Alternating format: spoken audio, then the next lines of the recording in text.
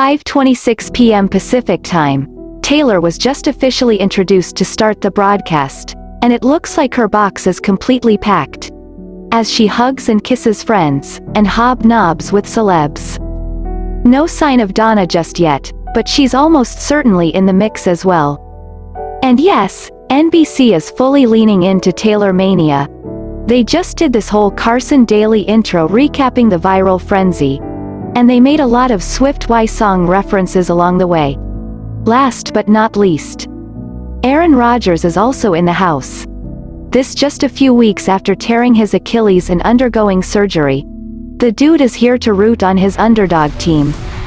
Taylor Swift and Travis Kelce's romance is going strong, so much so that she popped into another football stadium to cheer him on, this time with some famous pals in tow. The pop star is again the guest of honor Sunday during NBC's SNF broadcast of the Chiefs vs. Jets game, in which her rumored tight end BF is obviously playing. Taylor showed up and slipped in through a back area, but got caught on camera entering the building. This time around, Tay-Tay had some A-list company, including Blake Lively, Ryan Reynolds and Hugh Jackman, among others. She's expected to be in a luxury suite near the field, and word is, she'll be joined by Travis's mom, Donna Kelce, like last week. As for TS's entourage, Blake makes sense. They're best buds, and they were just out and about yesterday together in the Big Apple.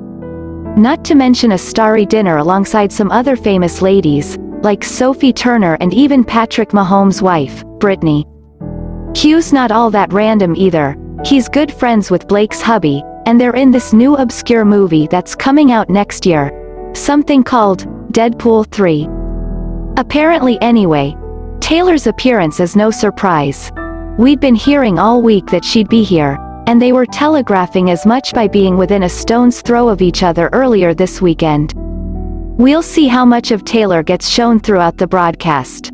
Fox kept it mostly focused on the game last week, but seeing how much a rating bonanza her mere presence turned out to be, ya gotta figure NBC will cut to her at least a few times today. If tonight turns out to be as eventful as last week's Kansas City outing, we're in for a whole lot of news.